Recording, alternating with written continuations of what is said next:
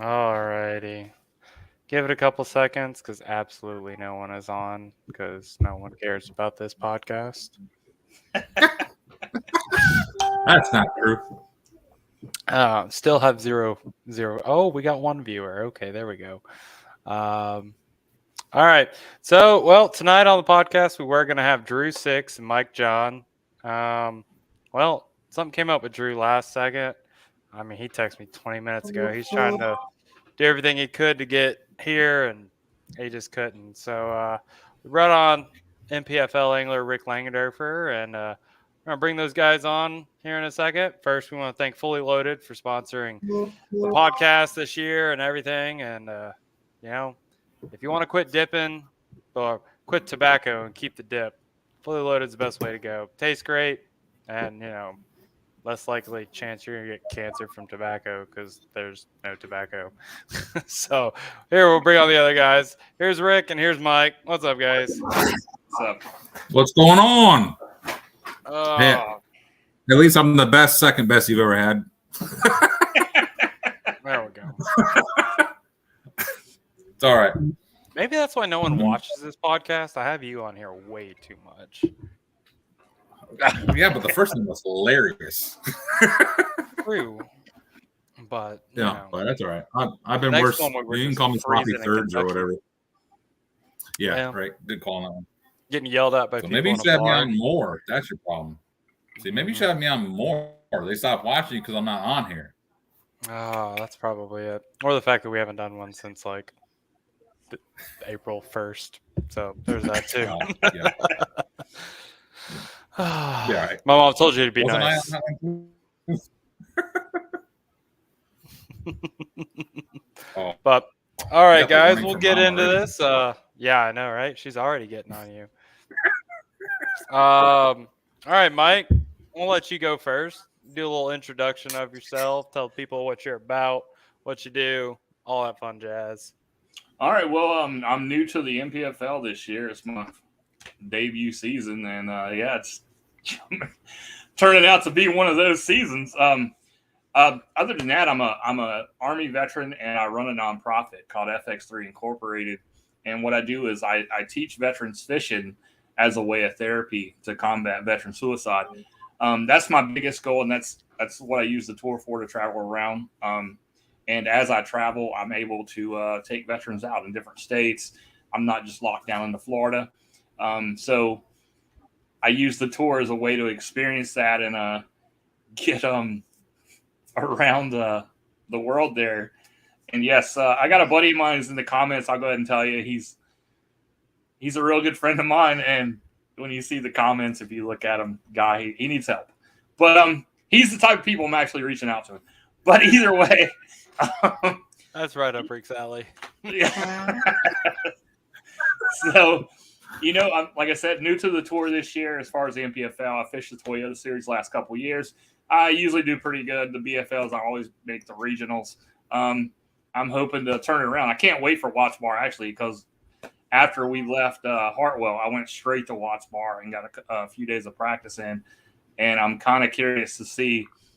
I think it's going to be a slugfest, Rick. I think that we're really going to I think there's going to be some big backs. I really do. All right, Yeah, dude, Rick. I'm ready to go. I love that. What's up? Go ahead. Well, I was just saying, reintroduce yourself. The quick span, everyone knows him. This is a 7 foot tall. Everyone's Rick ugliest frickin' comedian. Langendorfer. Yeah. Everyone's ugliest comedian on tour. Right.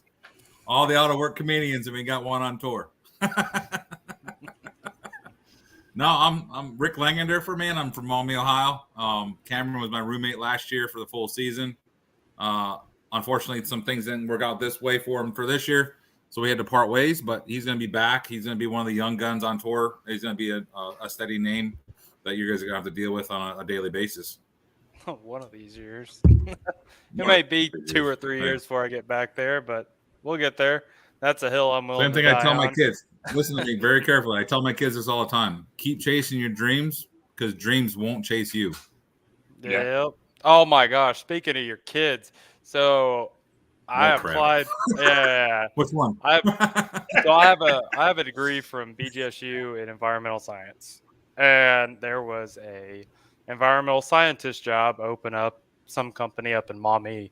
And my mom actually today, she told me, she's like, if you get that job, just shave off your beard, cut your hair a little shorter, wear some like hipper clothes, and then just sneak into Rick's house. They've lost count. You'll blend right in with all 9 of his kids, and you'll get free food and a free place to stay, and you can go to work every day. Sadly, that's happened before. I've had neighborhood kids spend an entire weekend at my house and no idea they were here. I don't know if that's bad parenting or they're that good. I'm gonna go with they're that good because I'm a pretty dang good parent, I think. They're all still breathing, so I think.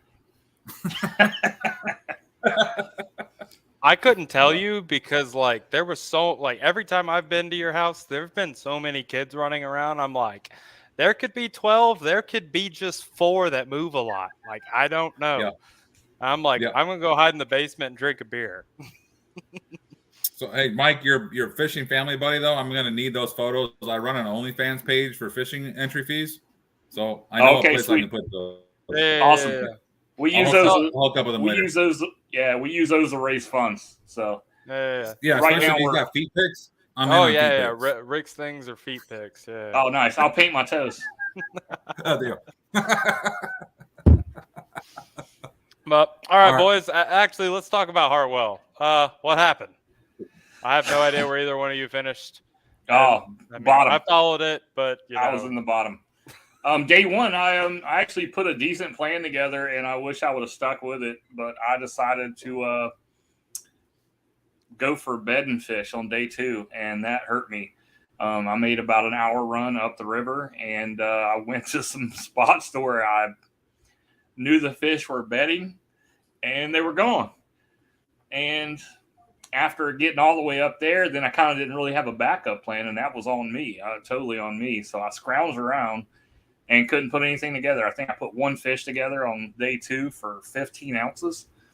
It was so low that they had to manually enter it because it was less than a pound. Yep.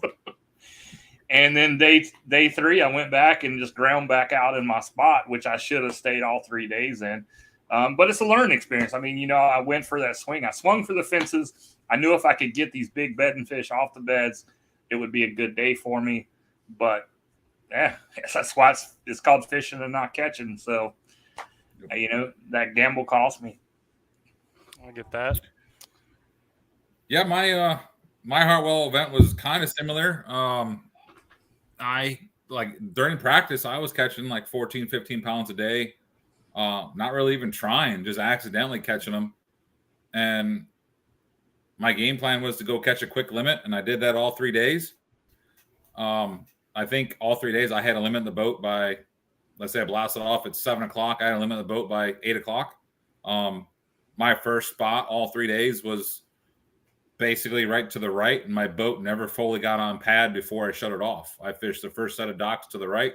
By the time I got to the 6th dock down that canal, I had 5 fish in the boat. All I was doing, I was skipping either a 5 ounce or 5 inch.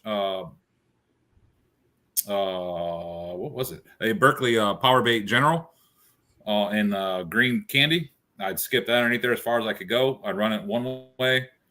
First 7 docks, I turn around, switch to a 4-inch, swing it back the other way. And by the time I went back the other way, I had 5 fish in the boat. It worked out like clockwork as I expected. And then I went looking for big fish like everyone else did. And same thing with Mike. I got there the first day and all the fish I found.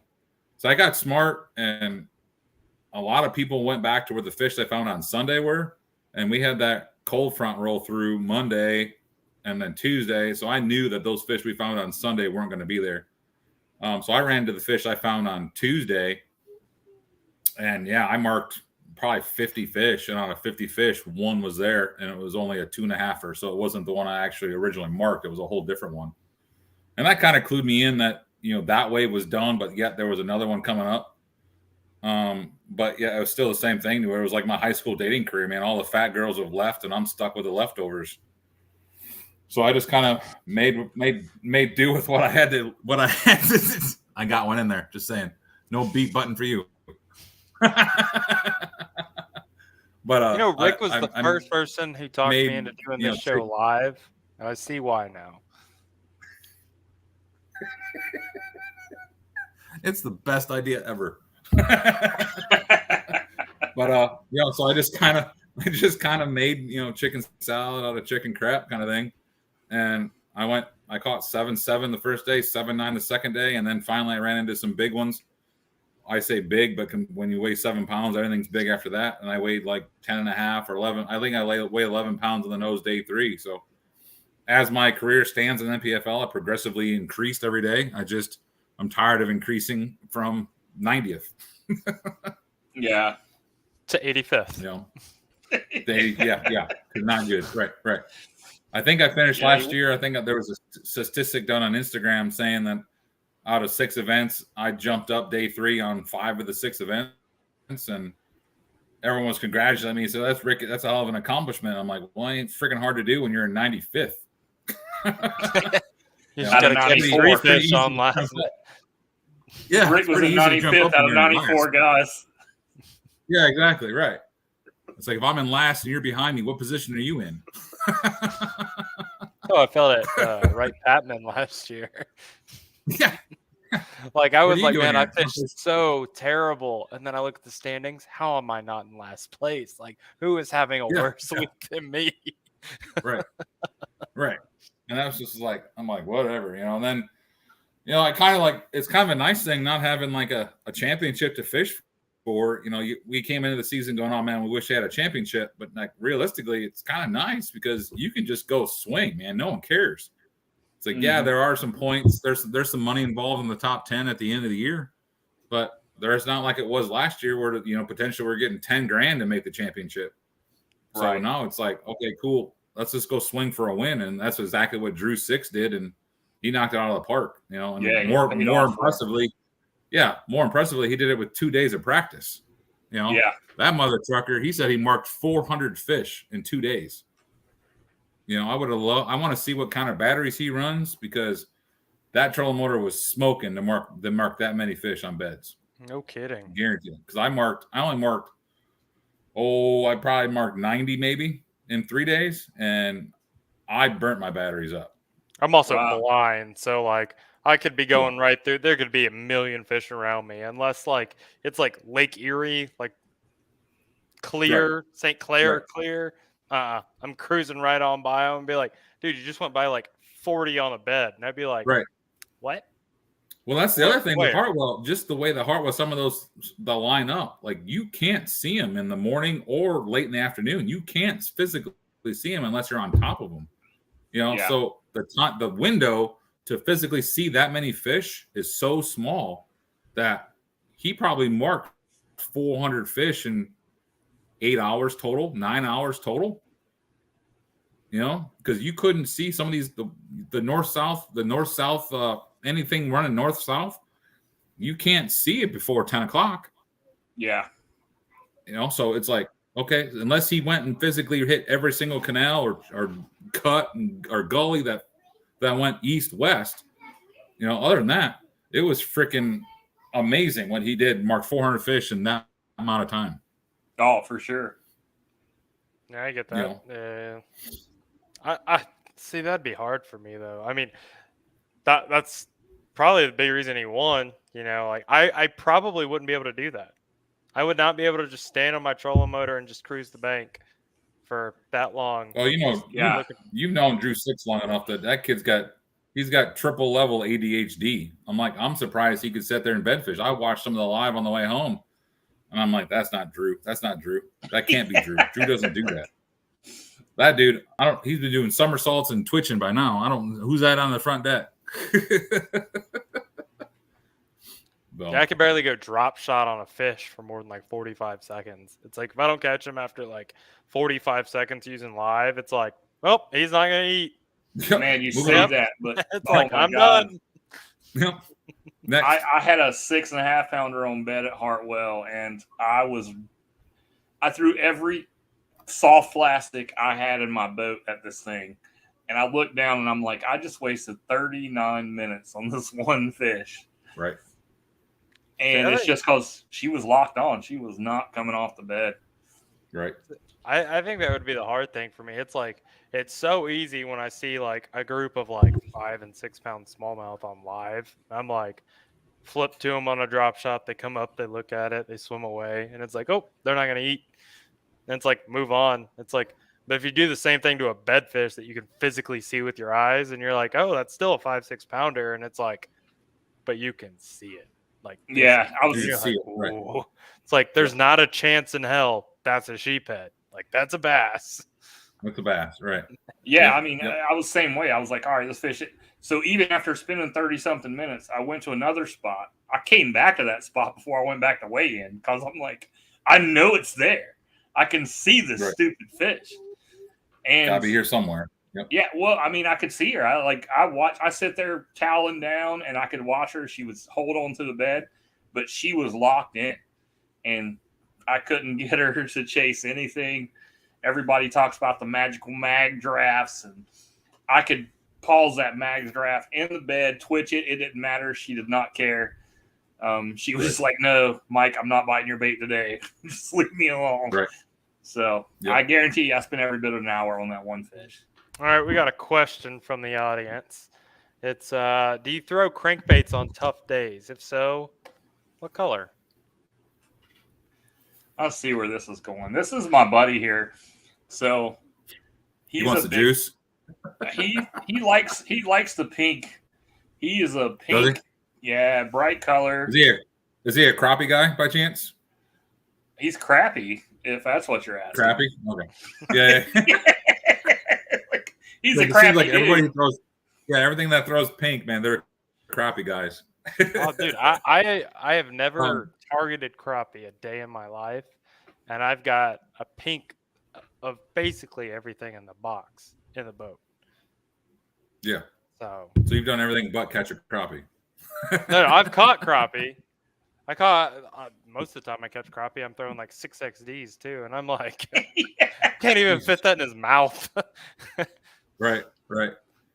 I was But no, the answer to your Matt. question is. I guess I'll answer the question first. Yes, I'll throw crankbaits on a tough day. Depending what conditions are involved is depending how deep I'll throw it. If I want to move fast, I'm gonna keep it shallow. If I want to obviously dive deep, or if I want to go slower, I'll throw it deeper. But a lot of the color has to do with just what's around me. Like white is always a good one. People don't. This is gonna sound really redundant, but like I like throwing white and slightly stained water. Yeah. They can still see it. Slightly stained water, they're not even paying attention to color. They're more reacting to the vibration and something's going by them. When you get little dirtier than tea color, they're just biting. They don't care what it is.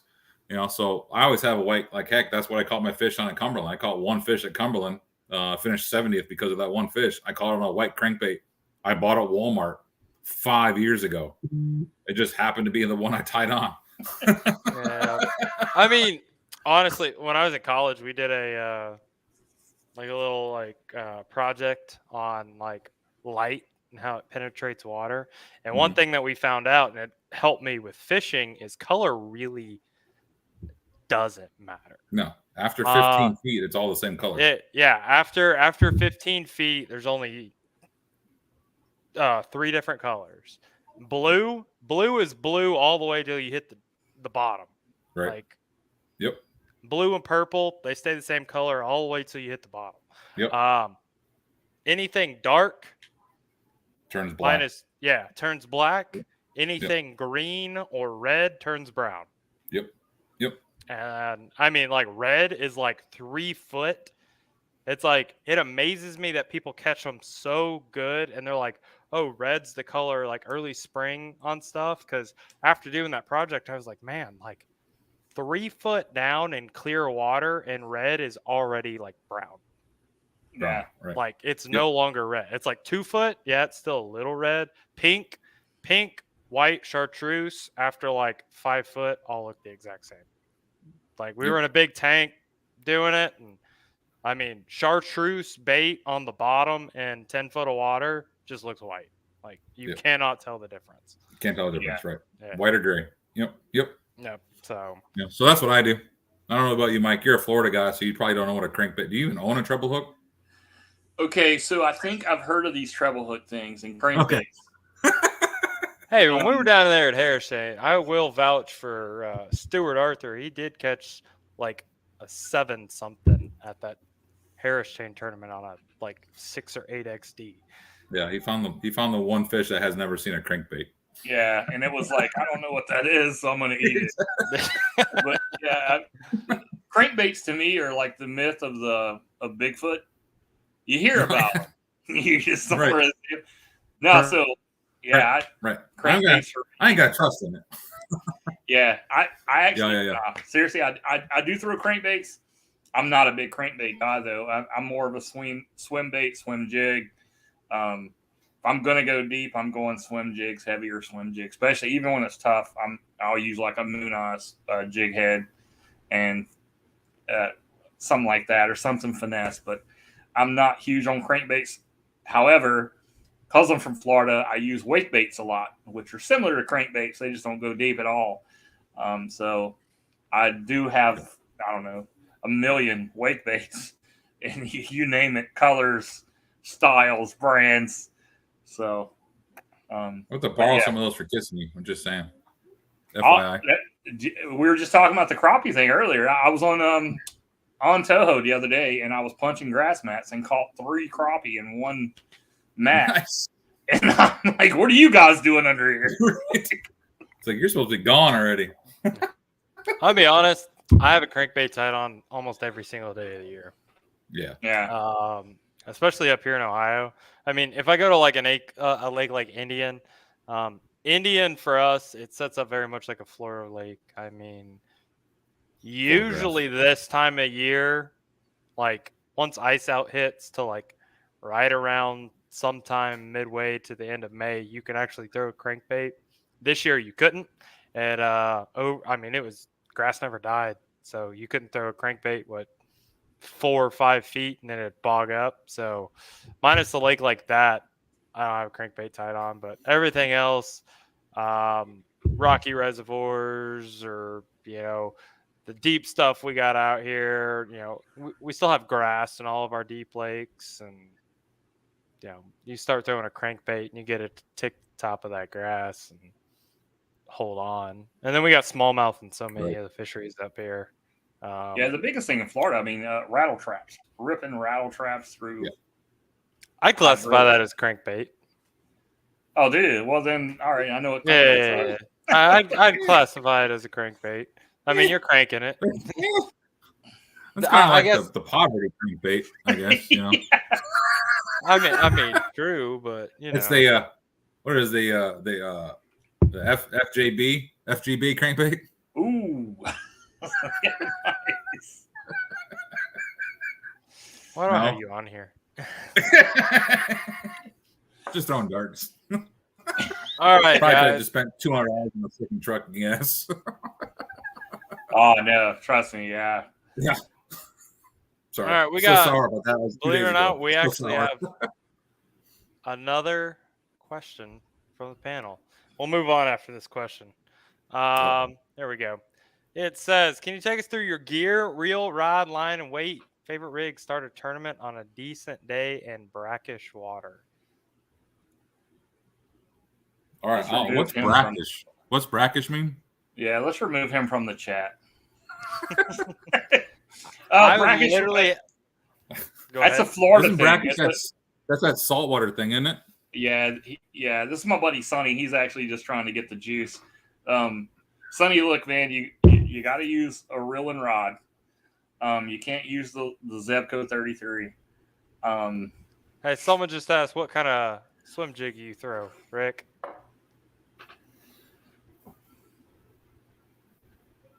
Ooh, 2K jigs. Deposit swim jig, baby.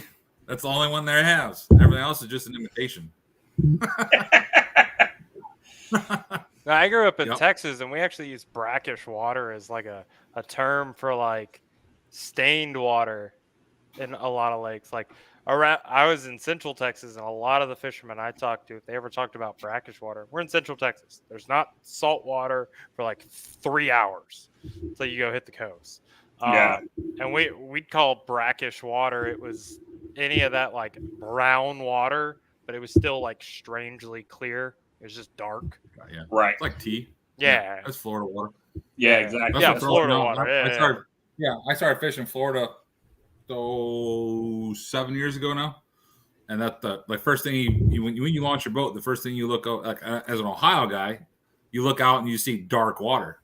Well, it took me about 2 years to realize, man, this water is just dark. It's not dirty. It's it's bottom. It's the sediments. You put it in a bucket. It actually took me to fill my live well up to realize, well, that water is pretty freaking clear. Yeah. You know. Yeah, it's basically just a tea stained water. I mean, it's you know, leaves and stuff like that. But yeah, you'll especially you're going to see this. What is it, in November when we come back to the Kissimmee chain, or October? Yeah. Yeah, I'm kind of excited about that because that's like 20 minutes from my house. So maybe I'll finish in the top 80. Got an extra bed? I'm pretty good cook. And that dude, he did confirm, yes, brackish and dark. So, dark and clear. Then Florida water. Well, honestly, when it comes to that, if it's brackish water and that lake is known for brackish water, you fish it just like it's clear because those fish are used to it. I mean, it's like when you go to a stained fishery that's always stained, that water is clear to them. It's like they are used to it. Now, if you go to somewhere and it's absolute mud all the time, one, the fishing is probably going to be tougher than hell. And two, it's still like if you find that clearer water, like that's where all your fish are going to go in the like super dirty stuff. But in your stained stuff, it's like whatever it always is, those fish are going to see that as clear. Yeah. So I found areas that have consistently like stained water as their normal water. If you go into that super clear stuff, it is a ghost town. Yep. It's like, but you find that stained stuff or that slightly dirtier stuff that it's always at, then they're there because they're just used to it. And, you know, I picked up a clear jerk bait in that stuff and smoked them. And you're just like, I can barely see this when I like set it in the water. Like, how can you? The crazy thing you're going to see, I don't know if you guys have ever fished Toho, Rick, or I have not. No. So you're going to see all three phases of this water. You're going to see a muddy version. You're going to see a dark stain and a crystal clear water because of the hydrilla. And you'll have fish in all three areas. So I'm with you. Toho is going to be you got to step on your comfort level. Yeah. Yeah, exactly. Yeah. I like those fishers where I can find the comfort level. Yeah. I'll be home. I'm like that. Freezing, wishing I was there. I might need a camera guy by then because I got some announcements to make. That'd be my last hurrah, I think. So. Yeah, well, I need a paycheck by then too. So. Well, yeah, that helps. Yeah, that helps. So, yeah. Like, I was thinking of just like taking the entire week off, not running any charters or anything for the Lake Erie event. And the way the season's gone so far up here, I mean, it's been so hard to, like, no one's booking trips. Like, I have buddies down in Georgia and Texas, and they were calling me and they were literally telling me, like, are y'all booking trips? Because if so, I will literally put the boat on the trailer today, drive to Lake Erie, and just text you and say where I need to go fishing in the morning and move there. Right. And I was like, no, we're having problems as well. So originally I was going to take that entire week off for the NPFL, ride around, you know, get the camera out, get some good video of all y'all guys out there and stuff like that. But as it's going right now, and if someone calls me on Thursday and is like, hey, you want to book a bass fishing charter, I'm going to be like, I am sorry for whoever spot I'm about to go sit on and whack on them with live bait, but guess what? We about to erase it. It's like this spot will no longer be good for the tournament. Can I borrow some live bait if I anchor next to you? I mean, see, that's up to you if you want to risk that. Not live, just FYI, just up north, it's not live bait if it's a pet. So that's why we always take our pet goldfish with us. All right. And my pet All of crawfish. them. Yeah. My Yeah, pet crawfish. all of them. Yeah. We got. It was we real got sad when they 100 passed goldfishes. away on the water. Right. They're just throwing them away. But All right, No, guys. we gonna answer that. We gonna answer that. We're just gonna blow over. Is he playing? Oh, I was gonna answer. Oh, it with go my ahead. rigs and stuff. Yeah. What can happen? What could go wrong? Go for So it. brackish water. My line and reel will be a flat rock rod. My new Langander for series rod coming out that just came out. The workhorse. I'm gonna roll with the workhorse. Bougie Like a over there. 7 He's foot got a medium heavy signature fast action series. tip. Signature series, and it's pretty legit. You guys haven't seen it yet. It came out in Hartwell. I'm getting pictures made right now as we speak, and it is pretty sick. Actually, it's in my boat right now. But it's that's my weapon of choice. I'm always a universal rod guy, so that's why it's called the workhorse, because you can throw multiple different techniques with one rod. You don't need a lot of money for it. $150 price point gets you a rod that can do 3 or 4 techniques at one time. So not everybody has the money we have to where we can go spend $30 or $300 and 40 rods. So guys can go out and have some fun with it. Ardent rod and reel, Ardent reel. Sorry, it's going to be Got 2 rods what's on. it called? The Grand. What's that? I got 2 rods on my deck right now. Whatever. Open contract. But it's going to be an Ardent reel. The Grand open face. Open face. How about a big bait caster? It's going to be a 22 pound fluorocarbon by Keenon Fishing, and then I'm going to have a 2K jigs, either swim jig or jig on. That's my normal go-to. But I just signed a new deal with AJ Slavin Fishing. They're a reel cleaning place, so my reels will definitely go through there first to get them all tuned up, ready to roll. You guys, do they do reel repair? Fishing.com. They do reel repair too. Yeah, they do everything. You just mail it to them, fix it, mail it back. We have a Revo SX and a Lose something. The Lose, the only problem with it, the little metal piece that makes the drag click when it spins, is broken. That's the only problem with the reel. I was using it. I was on Erie 2 days ago with my dad, and we were smoking them with it. It's just annoying when you're fighting fish, and you don't know if it's a rock or a fish at first when you go to set the hook, because you got to watch it and see, is it pulsing when that drag is spinning, or is it just spinning? And then we have a Revo XS, the anti-reverse, the switch on the front, so it doesn't back spool. Yeah, well, that switch does not. Yeah, it doesn't work anymore. So I had one of those do same thing. He fixed it at the show. Actually, I met this couple at the Cincinnati show first, and then I dropped off 7 reels to them to have them all cleaned and lubed and ready to go for the first event at Cumberland. And they had them done in about 2 hours before I left the Columbus show. And I think 7 reels cost me like $50. So that was no deal. That was just, hey, thanks for showing up. Thanks for your support. Good luck for this season.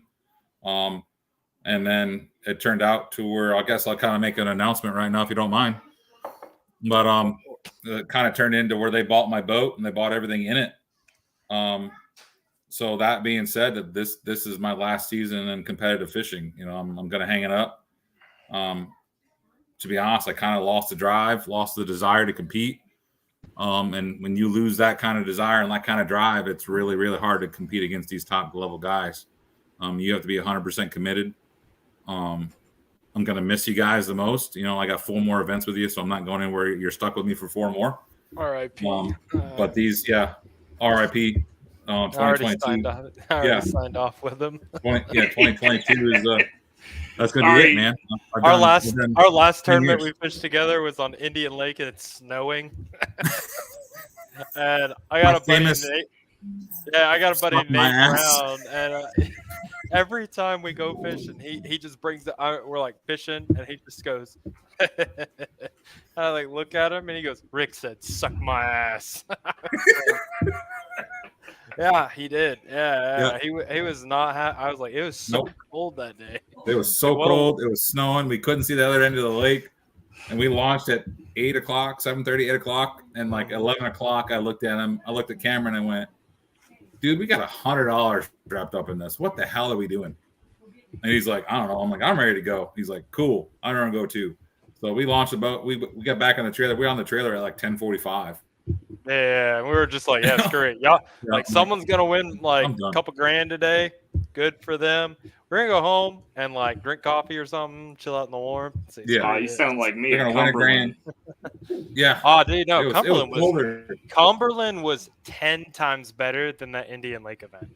Oh, I'd have died then. Yeah. Oh yeah, which is bad. You would have died. First day at Cumberland, I'm sitting there with my ruler for the fish, chipping the ice, because I'm like, I need to tie on another crankbait, and I can't get the. Yeah. I'm like sitting there, just like I got like, I don't know, 20 minutes on the GoPro, me just like fighting the doors. I'll lift them up, and they'd come like up like 6 inches, and then just go back down because it's all just a solid sheet of ice. I'm like, I need to throw a crankbait. Yeah, so day one, luckily, I knew a couple guys, and they were like, hey, make sure your rod lockers are open tonight because they'll freeze shut. Yeah. And I'm like, hold on a minute. I'm fishing, and my shit could freeze shut. I'm like, whoa. Right. So, yeah. The problem with Rick and I, he's so far south he can't spell ice. Well, see, the problem with Rick and I is we were staying at a Motel 6, and so we were like, and people were like, yeah, leave your rod lockers open a little, and I was like, bro, we are at a Motel 6, like a sketchy Motel 6. I was like yesterday when Rick was taking the oil out of his, like changing the oil in his lower unit, there was a homeless guy peeing in the bushes like 8 feet from us. So like, I can't leave my shit open. Yeah. I was like, besides the fact it's raining, I was like, if I leave it open, like the compartments are going to fill up and they're going to freeze, and it's going to be like, all right, so I can get into the compartments, but now all my rods are frozen to the bottom of the boat. So, I just chose. Never trust a $400 deal.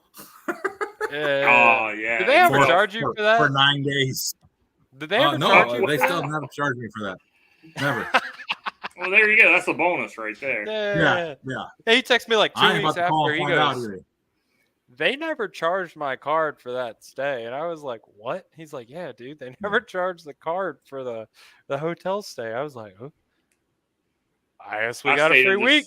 Freezing our ass off. Yeah, I done the same thing. I got one of those Priceline deals. It's like, a 2-star hotel. And I didn't get any sleep for 2 nights of competition because every time I heard a noise outside, I was going to the window looking at my boat. Like, who's stealing something off my boat? Oh, no. Exactly. At that point, I just locked all the compartments, and I was like, look, if you can get in and steal it, insurance is going to pay for it. And the way that practice was going that week, I was like, insurance will probably make us more money this week than what, fishing will. So yeah, I was too drunk for 5 days to care about what my fishing crap. Oh yeah. And we spent way too much time at the bar. Oh god. Yeah, you could never spend way too much time at the bar. Well, I got kicked out of the bar. Yeah, he gets us kicked out. We're sitting there, and all of a sudden he walks up and he goes, "We just got kicked out." And I said, "We?" I was like, "I'm just sitting over here. What did I do?" Guilty by association, bro. I was like, wait, what did you do? He's like, well, I about started a fight with like everyone in here. I was like, what? He said, yeah, this little person was like getting up in my face. And then like, that's where everyone that there's at least 30 or 40 of the NPFL guys that were hanging out at this. Ah, dude. There's like 15 just in the like, holy shit, that's Rick. Yeah. And everyone just stands up and gets behind Rick, and he's like, yeah, I basically had like half the NPFL about to fight these like 4 guys who weren't very big and decided to pick a fight with someone who was 6'5". Like, it was like cool. Right. And I was like, wait, we got kicked out? It's always that guy. Yeah. I threw his card at, hey, I cashes out. We just got kicked out. He's like, you got a mouse in your pocket? What the hell do you mean we? I walked back in there and I ordered another beer because I was like, I didn't do anything. Yeah. And she was like, she looked around those people. She's like, y'all are fine to stay. And I was like, I thought so. I was minding my own business. Yeah. All right, guys. Next question. I see Ryan. Yeah, I see Ryan. Yeah, Ryan Hartman. Yeah, last 4 events. I'm done, man. November, I believe it's November 1st is our last day in Hartman, Florida. Yeah. So like November 1st is my last weigh-in. So here's hoping for 12 more solid days of weigh-ins. This so far is my favorite comment from Mike Shaw. That's true. Yeah. Rick never drinks. He definitely First time I ever met Rick was at Eufaula last year, and he just walks in and he drops a 30 rack of Bud Light on the table, and he's like, "Okay, this how the week gonna start." And I was like, "Oh, okay." And we had to make a beer run like daily. And I was like, "Oh yeah, okay." We ran out of beer that night. We ran out of beer. Yeah, that's because I didn't make great life choices that you follow. Other than gave Cameron the vote, that was probably the best thing of that whole tournament. Oh my god, dude! Still, my year and 1 tournament in the NPFL. You're both still the only thing that cashed it. And then I stopped fishing for the NPFL. I stopped fishing for the NPFL. First tournament I fished after that, I fished a tournament on Lake Erie, and we come in 3rd place. And I was like, well, why couldn't you have done this like, I don't know, 2 or 3 times last year? That's a one time this year. Right. So, all right, next question. We're going to ask, what event are y'all looking forward to next? I mean, well, we got Watts Bar coming up, but my most excited event I'm happy for is the Kissimmee Chain on Toho. I mean, obviously that's my home water. It's in a good time of the year for punching and flipping jigs and stuff. So that is definitely me end of the season, or end of October, beginning of November on Toho. Mm-hmm. Yeah, I'm going with the I'm going with the hometown favorite of Lake Erie. I'm ready to. Lake Erie's 40 minutes from my house. Well, technically it's Lake Erie. The Western Basin's 10 minutes from my house. Where we're launching at's 40 minutes. The islands are Maumee Bay is minutes. 5 minutes from where you live. Yeah, exactly. It's right down the street. So I'm looking forward to Erie. I'm kind of looking forward to getting out there and doing some video game fishing. This shallow water stuff you guys can freaking keep. I'm not going to miss any of it. If any of you I'm just looking to all 4 of them. Just go for it. Close it out. Yeah. If any of you I'm looking for all 4 of them. Just it's my swans. It's my final ride of the night, so I'm just looking forward to all 4 of them right now. But yeah, I'm looking forward to Lake Erie. Just to close it out. Yeah. That's my most dreaded. Yep. Yeah. Lake Erie is my most dreaded event. Really? Oh, dude, it's a blast. Bring a swim jig, you'll be all right. Hey, swim jig, you'll be all right. Oh, I love you don't Lake have to go Erie. deep. I was so looking forward to it, and I can't talk about it much because no info rules. Yeah, not allowed to. I got it. Yeah. So I can't. Well, Mike, you talk can about it. You can probably catch your check shallow. You catch your check shallow. So throw a swim jig, you'll be all right. Yeah, Lake Erie's a blast. It'll be fun. Actually, right for the off limits period, if any of y'all are up here pre-fishing, I already assume Rick's gonna fish this, and I don't think Rick and I can fish this tournament together anymore. We at the beginning of the year we're gonna fish it. It's the Team Bass Tournament. They've got one on Lake Erie. It's July 1st through the 23rd. It's a team tournament, MLF style format. It's like $650 entry fee, but they're paying like $20,000. Oh, that's at TFC, the Team Fishing Circuit. Yeah, that one. Yeah. They got one. It's right before y'all's off limits period. So I don't think originally Rick and I were gonna fish it together. We were gonna go to we've got a couple places where you can catch a bunch of 1 pound largemouth, like 2 to 3 pound smallmouth, and you can catch like 100 of them a day and just smoke them. Yeah, go drop 200 pounds MLF style and be like Edwin Evers, cash that check kind of stuff. Oh yeah. I'd be like, all right, you got $20,000, but yeah. If anyone's looking to fish, y'all can go play with those 5 pound smallmouths. I'll go catch 101 pounders. Yeah. You catch 15 5-pounders and you're like, man, it was an amazing day. It's like, yeah, if it was a 5-fish tournament, I just caught 81-pound fish and just tore you apart. So Right, just waxed you. yeah, Right? yeah. So, but Yep. Razor Rod's actually my rod company I picked up this year. They're one of the sponsors for it. I think their owner's coming down. He's going to fish it. So, unfortunately, now I got to find a new partner because I can't fish with Rick because I'm no longer part of the NPFL, and y'all have that I tournament think you there. can. We'll have to look into that. I think you I can. think That's the before problem though, it's before you're off limits, before the But I think restricted. he's on the restricted limits thing, so it's No, immediate. I don't think it's restricted limits. I think restricted limits is it's the outside next of week. 30. Yeah, I think restricted it's the limits next. is 30 days. Off limits is 21 days. Yeah, so it's all of August is off limits, where you can't have like anyone outside the tournament because I knew Right. that for guiding, I wasn't gonna be able to guide the entire month of August. But I knew it was like a week into August when they're restricted. I don't think I can fish with Rick though because of the problem of me being a guide. I think that's the problem. Oh, Yeah, with me Makes sense. technically being a guide, that throws in the wrench. It's like if I was just some homeboy, and it's like Rick's technically the local over me because he's lived here his entire life. It's like, but with me, the profession actually being a guide, yeah. So, okay. Never mind then. Forget it. I don't want to get DQ'd in that event. Yeah.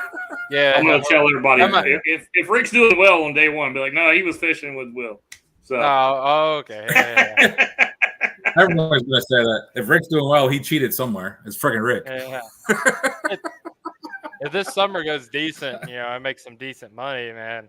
I will take that day off, and I'll be going out. Or not that day off, but that weekend off, and I'll be traveling around with camera, taking videos of all the guys. Going, oh, I can probably tell who's doing good without looking at the Way Live app, just by going to a couple spots and seeing who's sitting on them. It's like if I don't see guys on this, correct.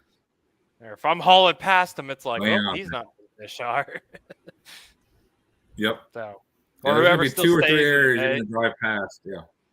There's gonna be 2 or 3 areas you're gonna drive past. Well, you should drive past to get to the good ones. If they're not in those 2 areas, then they're probably not out in the good ones either. That's the only hint I'm giving. Yeah. Lake Erie, it's such a crazy place. It's got stages. It's like you go to one area and it's just like it's this level of fish, and it's like it steps up and it evens out because it's like where there's a bunch of these fish, there's it's not quality. It's like, but then you go to another area and it's like the quality jumps up, quantity bottoms out, and it's like you just got to find that sweet spot of how to milk all that. Yeah, it's kind of like a sorority house, man. The higher the house you go, the better the quality gets. Yeah, he's not wrong. I like the way the guy thinks. You would have think he went to college in like Las Vegas or something like that. Shocker, right? Weird. Oh my gosh. That's 3, by the way. Yeah, I know. It's lucky I don't get a phone call after these, and like my sponsors go, if you have Rick on again, we're dropping you because. Yeah, you stop. You can actually. You should just do like the segments and do like Rickisms. The wisdom of Rick. Yeah, I might still add that. How to get a sponsor to drop you in 3, 2, 1. Yeah, you might get a phone call. So for the tour this year for Bourbon and Bass Fishing, we were going to film the series, the real life, and we were going to capture the entire year on tour and stuff like that. Well, at Cumberland, it was freezing rain every day except what? Tuesday? Not Tuesday. Tuesday was the worst. Monday. Monday was a good day. Yeah, because the Monday is the day my brakes locked up. Tuesday, I was getting them fixed, and I got back, and I was like, all right, my brakes are fixed. Let's go out. John Cox calls us, and he's like, are y'all stupid or something? And so we went to the Mexican food restaurant and ate with like half the tour.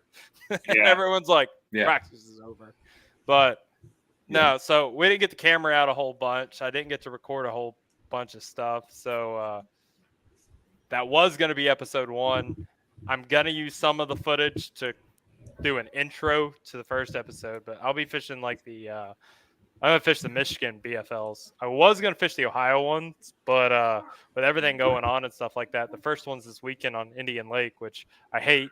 And then the next 3 were on the Ohio River, which everyone hates. So, yeah, I was like, yeah.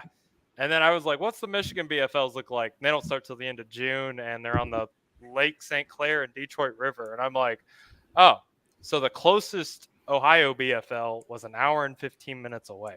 The closest Michigan BFL is an hour and 20 minutes away. And the farthest Michigan BFL is 2 hours away.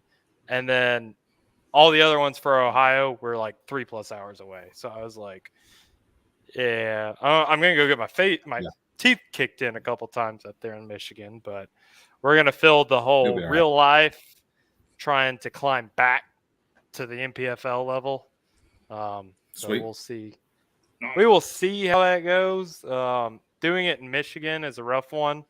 I can tell you right now, the Michigan BFL is one of the hardest in the country. So if you see this guy on the bottom right in the comments named Ryan Hartman, just find his and follow his ass wherever he goes. Like you could trip over a log, fall face first in the water, and come up with 20 pounds. Yeah. Promise. Yeah, and then finish in like 24th or something up there. 20 pounds. 50th, right. Yeah, that's the problem. That's the problem up here in the Great Lakes is like if you don't catch 25, you're done. Yeah. What Ryan said, don't do that. That's the crazy thing because like the Michigan one, it's so I don't want to say easy because like it's not always easy, but it's so comparatively easy to go crack a big bag 17, 18, 19, 20 pounds up there. But if you look at their finishes, it's like, man, if you have that, you're not even gonna catch a check in most cases. Correct. It's like it's 26, 26, 25, 25, 24, 24, all the way down to like 22. And it's like, oh, not catching a check. It's like, oh, so I had to like smoke them and then get lucky and smoke them even better. Yeah. And then, you go to Ohio and it's like, Ohio, my first BFL ever I fished, I almost won and I caught 2 fish. I lost 3, so I should have won it, but I caught 2 fish and almost won it still. And I was like, wow, like this place is trash. So it's like the Ohio division is really hard because it's hard fishing, but it's like really easy to do well if you just put fish in the boat. It's like Michigan is just hard because you have to smoke them and then you have to like extra smoke them. So yeah, it's like some of it's like fishing. It's like some of those early BFLs on like Gunnersville or something where people just hammer on them. Yeah. If you catch 20 pounds, everybody else is catching 20 pounds. You better do better than that. Yeah. Ryan, he said 20 pounds on the river, the Detroit River, which connects Lake St. Clair to Lake Erie. So it's got big giant smallmouth in it too. But he said that'll catch you a top 10. And that's true. But my buddies last year fished in a college tournament, one of the Bowling Green teams. And I mean, like it was, 20 pounds was push. I mean, like you were fingers crossed you were even going to make a cut for the championship, let alone just, making any, you definitely weren't making any money off 20 pounds. Right. So, but all right. So before we go into our last little bit here, because we've been on here almost an hour, but I want Mike to talk a little bit more about his foundation, some of the ways people can get a part of it, what they can do, best way to reach out to you, stuff like that. Just go into a little depth on like what your mission is, what's the main purpose, and all that stuff. So I run a nonprofit. It's called FX3 Incorporated, or the website, if you go to it, is fishingfamilyforever.org. And basically what I'm doing is I'm raising awareness of veteran suicide, and I'm teaching veterans how to use fishing in the outdoors as therapy to combat suicide and mental illnesses that we've endured throughout our service to our country. When you get out of the military and we come back from these war-torn countries or these combat zones, and in our service, we've seen things that the normal civilian and everyday person hasn't seen. And, a lot of times we feel like we're by ourselves. You feel isolated in that. So what I try to do is teach everyone that you're not alone. And with that, I always share my personal number, and that's 912-270-3726. Or if you don't want to talk to this ugly mug, you got 1-800-273-8255, and that is the suicide awareness hotline. That is the whole concept behind FX3. And like I said, you can go to the website, and that's fishingfamilyforever.org. Perfect. All right. That's awesome, dude. That's awesome. Is that how you get hooked up with some of the guys and go fishing with and stuff like that? Yeah, so a lot of people reach out from the website. Now, I do have other people that reach out for the veterans. I do have a couple of advocates in assisted living that they'll reach out to me and say, look, I got this older veteran who's in assisted living that wants to go fishing. So there's all types of outlets. The biggest thing, or the easiest way, it doesn't matter. We're on all social media platforms. The easiest way to get a hold of me is on the website or my cell phone number I just gave out. You can text me. You can call me. It doesn't matter. Gotcha. That's pretty awesome. My dad, my dad, my grandfather, my great-grandfather, I'm pretty sure if you just go all the way back until, the Wilt name began, every single one of them except, like, my brother and myself all served in the military. So, that's pretty awesome to hear something like that going, I know when my dad came back, it messes even the strongest people up for, even if they overcome it, they're still messed up for a little bit when they come back, whether they want to say it or not. Yeah, it's like you say, overcome it. It doesn't matter who you are, and mental illness affects all walks of life. And that's what makes fighting or, trying to end suicide so hard, because it doesn't matter social status. It doesn't matter race. It doesn't matter if you're wealthy or your religion. It doesn't matter age. Look at these celebrities that commit suicide. They have it all. We think they do, but then deep down inside, there's that mental demon that they just can't overcome. So, yeah, that's one of the biggest things is I've had people say they didn't want to go on the boat because they didn't want people to think that they needed help by being on the FX3 boat, but that's not the case. I want to take every veteran fishing so they can share with their battle buddy and their buddy's buddy about the experience they had on the boat, whether you have issues or think you do or not. Because at the end of the day, I'm just trying to raise awareness of veteran suicide, and I'm trying to end it. And the only way I can do that is by word of mouth, by spreading the word. That's the only way the suicide hotline gets out there. That's the only way that people can understand that I'm not alone. I'm not by myself, and there's always an outlet. So that's pretty awesome, though, dude. Thanks. It's awesome, man. And Mike, if you ever need help with that, let me know. Absolutely. I know I'm just a nobody from Ohio, but I'll help you out. Yeah. He'll give me a phone call and be like, hey, Cameron, take this dude out on your boat. I'm going to have a veteran in need when we go to Erie. Looks just like me. Come on up. I got him. Yeah. So he needs could be your twin. Yeah. Oh, yeah. Okay. He's going to need waypoints, and just download your graphs for him. Super swell guy. I vouch for him. Super vouch for him. Ideal. I play well with the special ed, man. No problem. Sweet. Oh, great. You'll love this guy. Jesus. Deal. Well, they just canceled bourbon and bass fishing. Thanks, Rick. And they're strike four. This was the last thing I had going for me. Right. Yeah. My life's so bad right now. Rick canceled my show. Cameron's like, I gotta take another. I just gotta finish this drink now. Yep. All right, guys. Well, I like having you on. Obviously, Rick's just kind of. Thank you for coming, Mike. And thank you. I really hope your foundation really kicks it off. Rick, he's here. Rick's Oh, kind of good. like always in the back Thanks for having me. pocket. Someone cancels last minute. I'm like, well, I better call Rick. At least he'll make people laugh. Like, I mean, we have Oh. eight. We So I have got, 8 like, viewers I'm gonna right take 20 now. seconds So. of how enthusiastic Cameron's phone call was. It was like, "Hey, what are you doing?" I'm like, "Nothing." He's like, "Shit. Hey, you want to do a podcast? I guess." I thought He was like, he was just like, "Please, he hits me up a couple please weeks have ago. something going on. You ain't got nothing going on. You got 9 kids."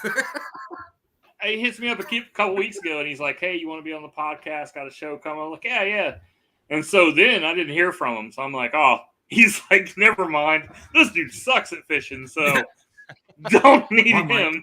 No, like I said, originally Drew Yeah, Six no was supposed worries. to be on Yeah. the show, but Drew and his business, they're busy, and so he's a very busy dude. And I mean, originally when I reached out to him, I was like, you just gotta give me your schedule, and he was like, yeah.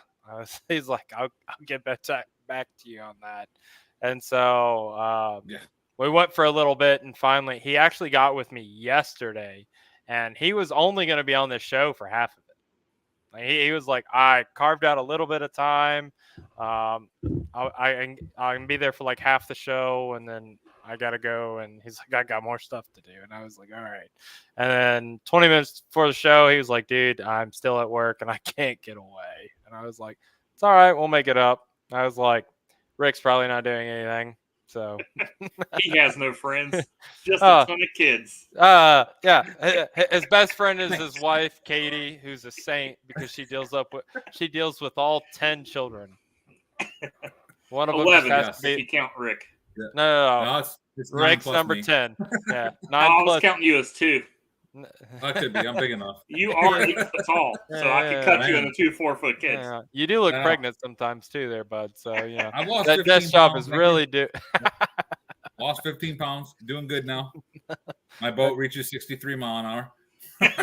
Oh man. Oh, Mike, we got to.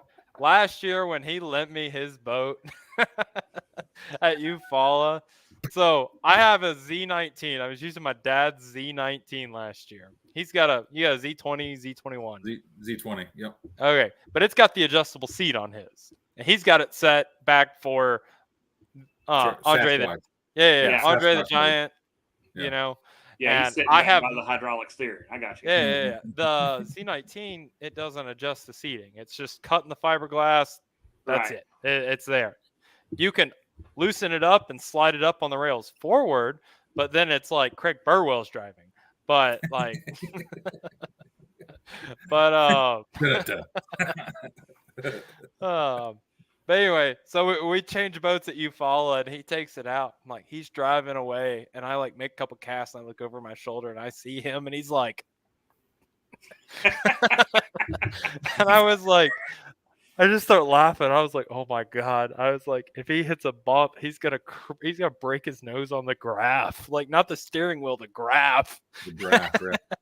And I didn't think anything else of it. We got back, and went on fishing. Time to go in, and I go to drive his boat, and I sit down, turn it on, start idling out, and where it was super shallow, so you really couldn't give it any gas, or you're just gonna suck a bunch of mud up in.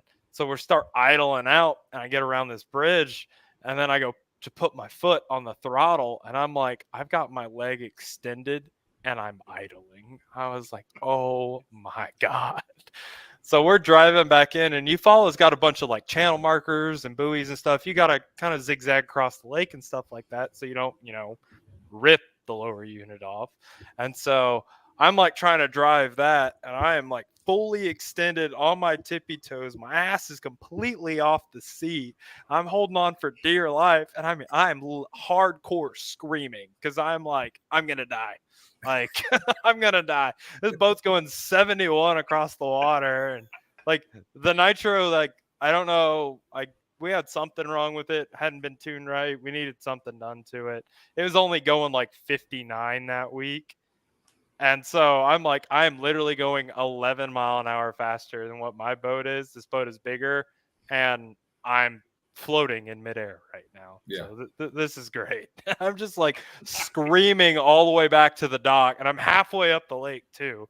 So I'm screaming all the way back in the dock, ass off the seat. I mean, fully extended.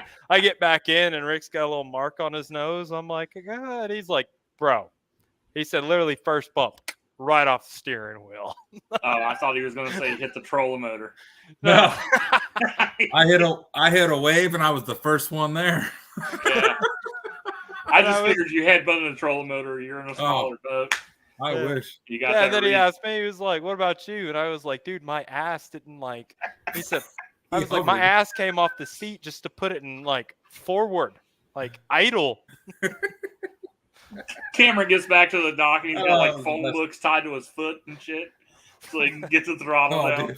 I know. That's where the Craig Burwell joke comes from. I know. Craig Burwell's with that Falcon he rides in. You can't see it when he sits down. Yeah, you can't see over the freaking Garmin's or Lowrance's he's got. So that's he like really has to sit on a phone book. Yeah, and that day it's like Chisholm. You see him and it's like, is there somebody driving? Oh yeah, Chew is. Yeah, like. Just so happens that day, Craig was fishing the same area I was, so I literally had to idle right past. Well, technically he left before me because I was in the last flight that day on Eufaula, and I was like, man, I should have asked Craig if I could have borrowed his booster seat, so I could have reached the damn stairs. Because I was like, dang it. Oh, well, at least Craig's not going to invite us to any more cookouts this year. That's cool.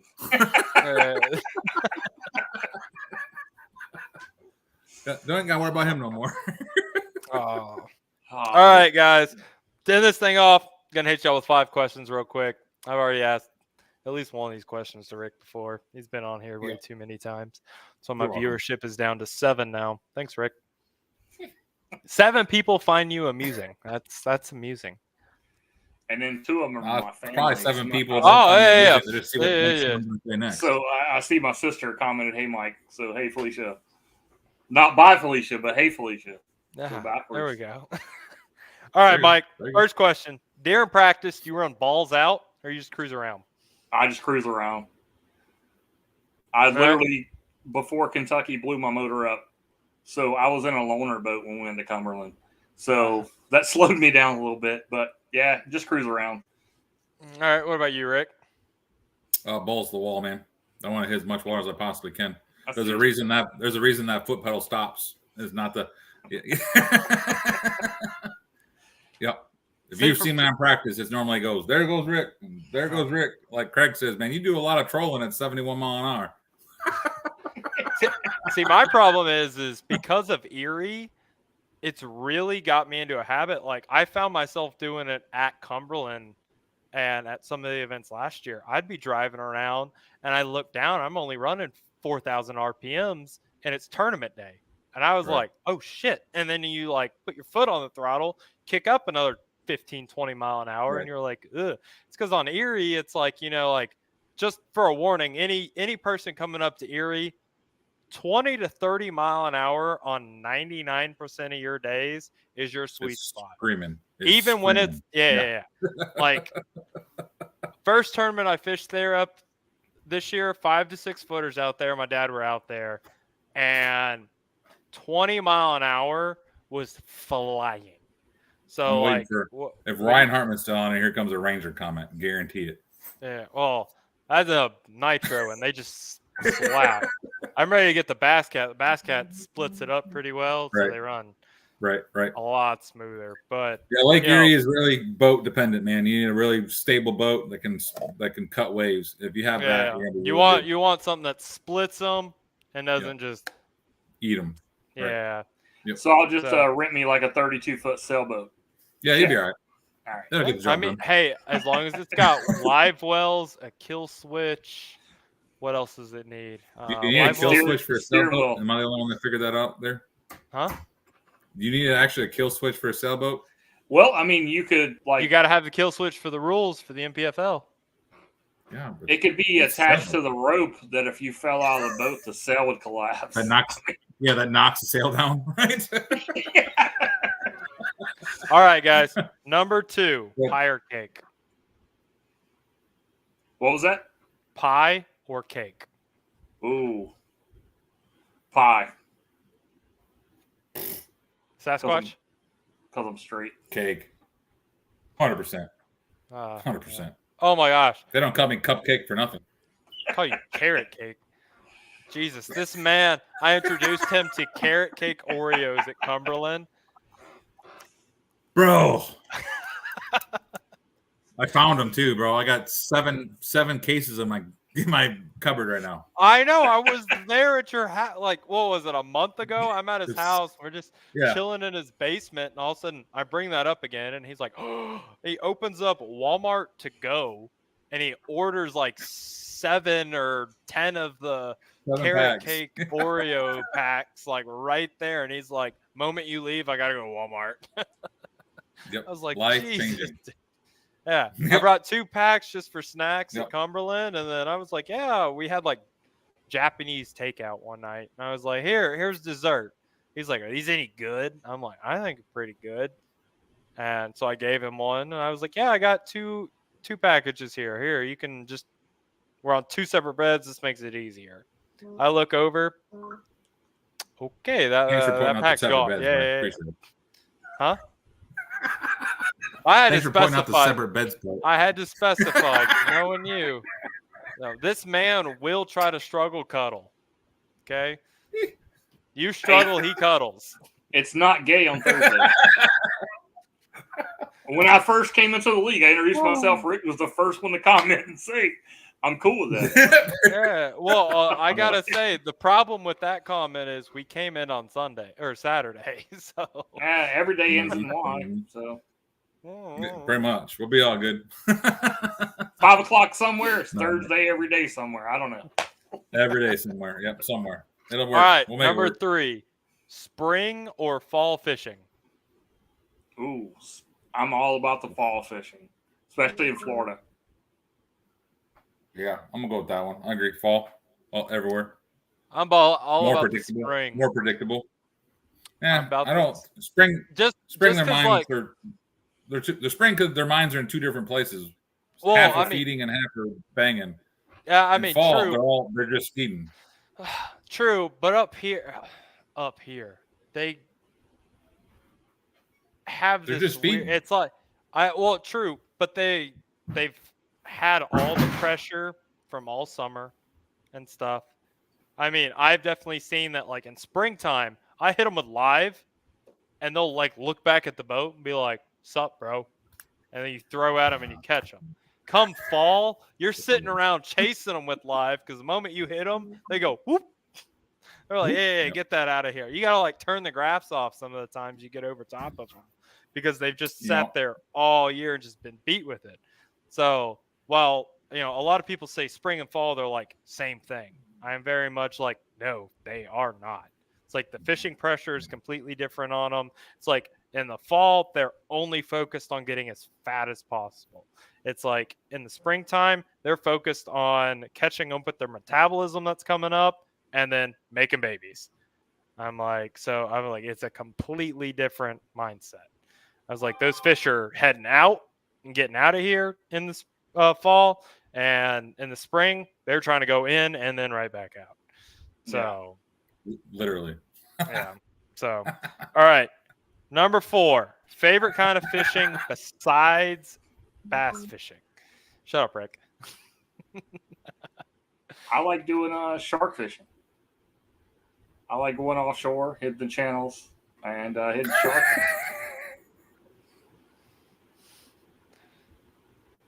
I'm with that. I'm just gonna go with bluegill fishing. I had a whole different lineup, but my wife just walked by. And I was waiting for him to say something like cougar fishing. I was when you said go ahead, Rick. I was like, whoa, all right, what we got? Yeah, I was waiting for cougars fishing, but then I saw him stop for a second, and I was like, oh, Katie's in the room now.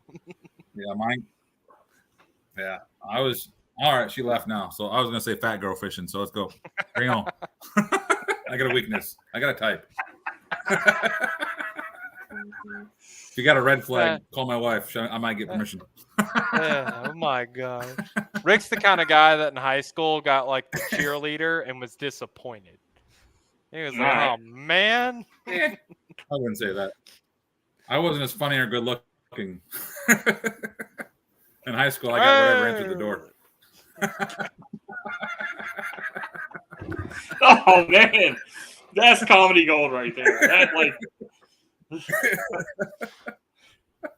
Oh man. Oh, Next she time you walked see back in. Rick Langender, right? Gosh, Rick Wow. Langendorfer on this Big show. words. Wow, thanks to your like 9,000 letter last name. I kept it simple. I got 2 first names. Yeah. Rick's got like the dictionary as his last name. Yeah, we call you Billy Bob. He's Ricky Bobby. Ricky Bobby. All right, final one. Oh. Mike, if you were bourbon, what would you be? Oh, Maker's Mark. All right. Got any reason behind that?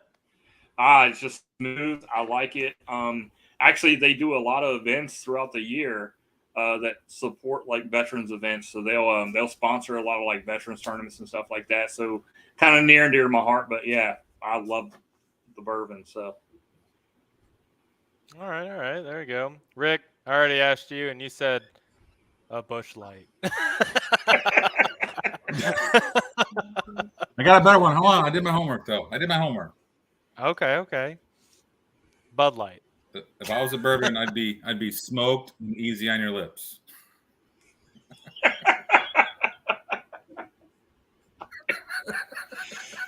Hey, you should brand that and call it Salmon. Salmon bourbon, smoked and good on your lips. There you go. Good on your lips. Oh boy. Your mom passed Rick out. Langender forever. I don't know. They're somewhere. Woo! Thanks for putting me on, buddy. Yeah, thanks. Anytime, bud. I need one thing. You need more friends, bro. Yeah, true. Yeah, I spend all my time with you though. That's a problem. You need more friends or better friends? I think that's better friends. It's like what's Cameron doing Probably today? better. Mission. It's like, oh, with who? Taking notes. Who's he with? Rick. Oh shit. Oh yeah. Cameron got into the NPFL and was like a model citizen, just graduated college, comes to the NPFL, tries to be this nice, serious, professional angler. And then Rick comes along and it's like, oh, well, time to live through Cameron. Here, open your mouth and drink this. Oh, wow. I got a picture in my head, sorry, and I'm leaning with Rick on this one. I picture Rick as the priest and you as the altar boy, and you just got corrupted. I don't know. Maybe that was too far, but Rick, I'm on board with you. Wow. No, man. So I got my zinger in there, man. I just learned this the other day. Do you know what you're supposed to? Everyone rumors. Okay, rumors. This is all I heard. Supposedly, you're supposed to clean your sex toys before you use them. Isn't it awkward that a pastor created baptisms?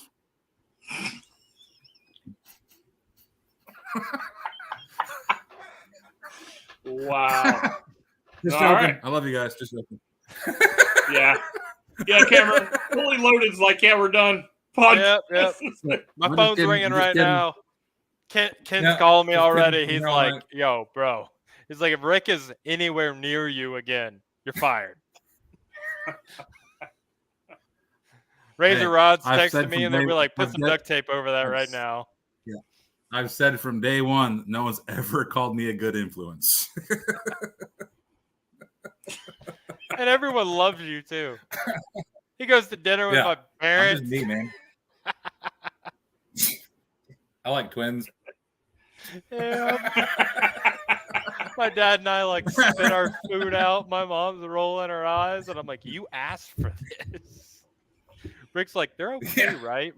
Like I'm just they know." man. I was like, "Yeah, no, they said be yourself." That's hilarious. I was like, that's my advice to all these 20-year-olds coming up, man. Don't fake who you are because no one cares. Just be 100% you. You'll be successful in life. Yep. So, all right, wrap the show up because now officially the longest show you've ever had in your life. Oh, yeah, probably. Yep. All right. Oh my God, my mom said OMG. All right, but it was a blast with both of y'all. Sorry, Mom. Sorry, Mom. I don't know why Well, she's not sorry, surprised. but you get the point. She's been around Rick enough. I mean, jeez. So, Like, do I have to invite him to the house? all right, guys, it was a blast having you on. I look forward to rooting you on at Watts Bar. You know, Rick, I'll probably see you sometime soon. I still didn't get my speaker from you. At least that made the trip to Harville. Yeah, that's on my truck still. But Yep. I mean, I'll if you ever see. need a sloppy third, let me know. Oh yeah, we gotta figure out the rules just so you can go fishing with me. We might go hit up Upper Sandusky. Probably go Catch the largemouth. It's not connected to Lake Erie, so it doesn't count. So, yeah, we can go play. Thanks, John or Mike Johns. Thanks, Rick. Good luck down at Watts Bar, St. Clair, or not St. Clair, Saginaw Bay, and then yeah, just take it easy when you're at Erie. 20, 30 mile an hour is all you need to go, and get there safe, get there intact. So, all right, we'll close this out, guys. Thanks for Fully Loaded for sponsoring this, and we'll see you on the next one. All right, thanks. Later, boys. Love you.